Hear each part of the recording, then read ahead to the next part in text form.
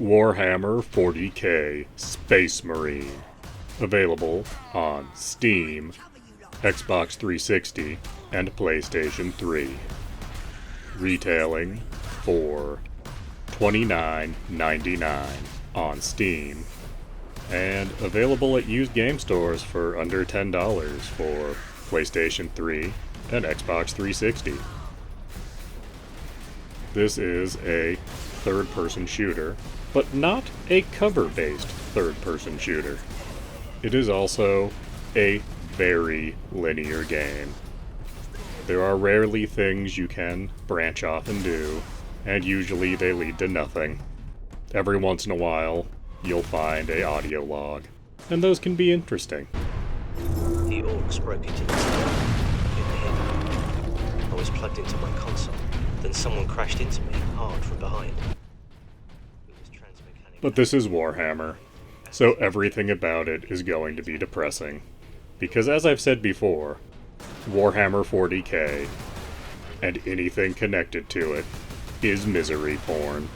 Lore-heavy misery porn.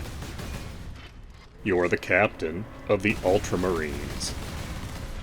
You're going down with only 2 other Space Marines to solve all the problems on this planet, which seem to be orcs. But the game points out the orcs aren't behaving the way orcs normally would.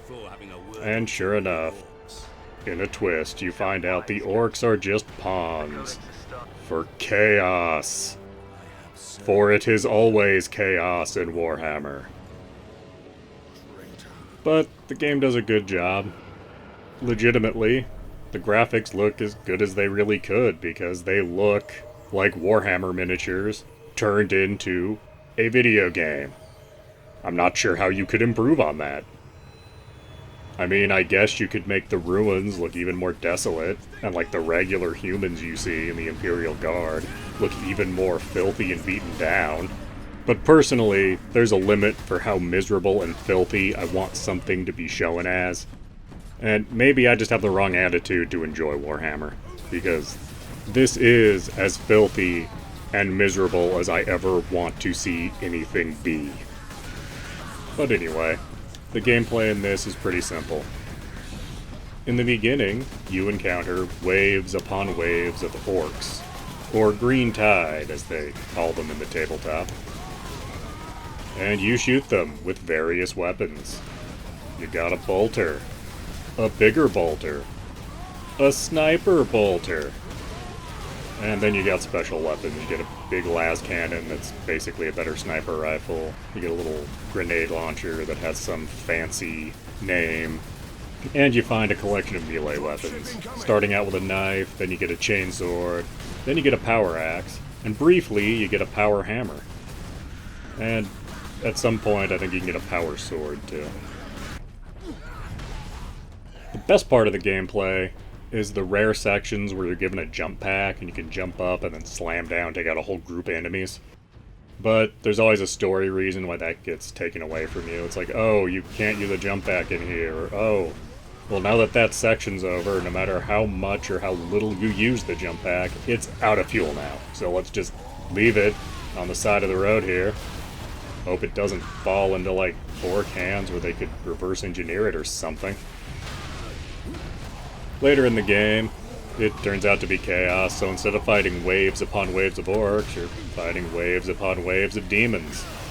I mean, graphically they're different, gameplay-wise they're about the same.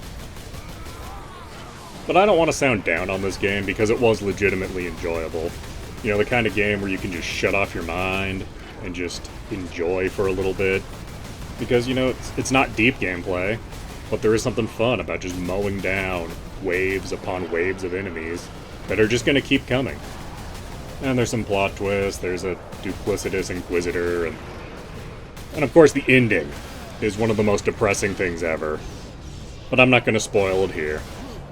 But if it wasn't the most depressing thing ever, this wouldn't be Warhammer. So if you're looking to get it, I don't think it's worth the $30 Steam wants most of the time. But it goes on sale for $7.50 fairly frequently. And I would absolutely recommend waiting for a sale and getting this for $7.50. Like, you'll get your money's worth. It's about, like an 8 to 12 hour game. And the way I look at it for $7.50, okay, so a little less than $1 an hour. Like, yeah, that's fine. That's acceptable for a game like this.